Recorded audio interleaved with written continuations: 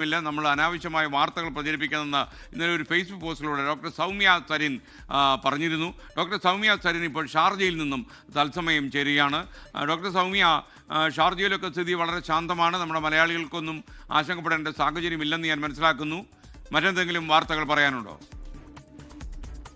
Good morning S K.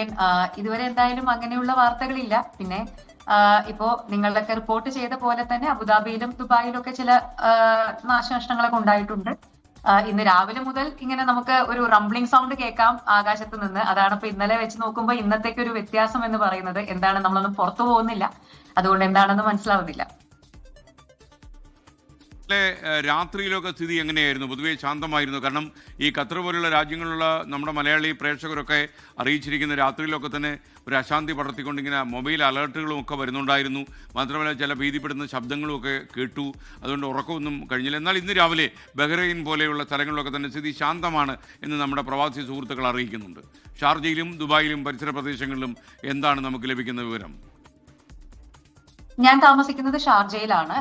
ഇന്നലെ ഇപ്പൊ ഈ പറയുന്ന പോലെയുള്ള വാർത്തകൾ കേട്ടു എന്നുള്ളതല്ലാതെ കാര്യമായിട്ടുള്ള വ്യത്യാസങ്ങളൊന്നും നമുക്കിവിടെ ഉണ്ടായിരുന്നില്ല.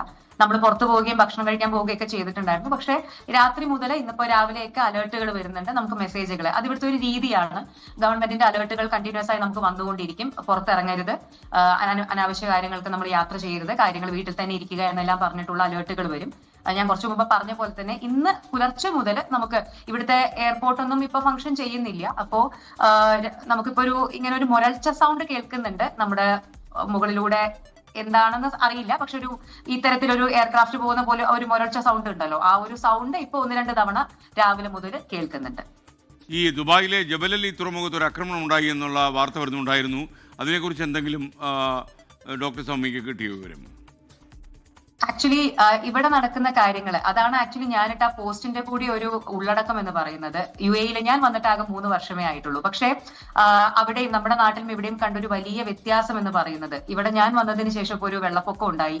പിന്നെ ഇപ്പൊ നമ്മുടെ ഇന്ത്യ പാകിസ്ഥാൻ ആ ഒരു ചെറിയ വാറിന്റെ സമയത്ത് പോലും അങ്ങനെയുള്ള സിറ്റുവേഷൻസിലെല്ലാം പ്രത്യേകിച്ചിട്ട് UAE എന്തെങ്കിലും സംഭവിച്ചു കഴിഞ്ഞു കഴിഞ്ഞാൽ നമ്മുടെ നാട്ടിലെ പോലെ അല്ല. ഇവിടെ നമുക്ക് റിപ്പോർട്ടിംഗ് അല്ലെങ്കിൽ അത് നമ്മളിലേക്ക് എത്താനുള്ള മാർഗങ്ങൾ വളരെ കുറവാണ്.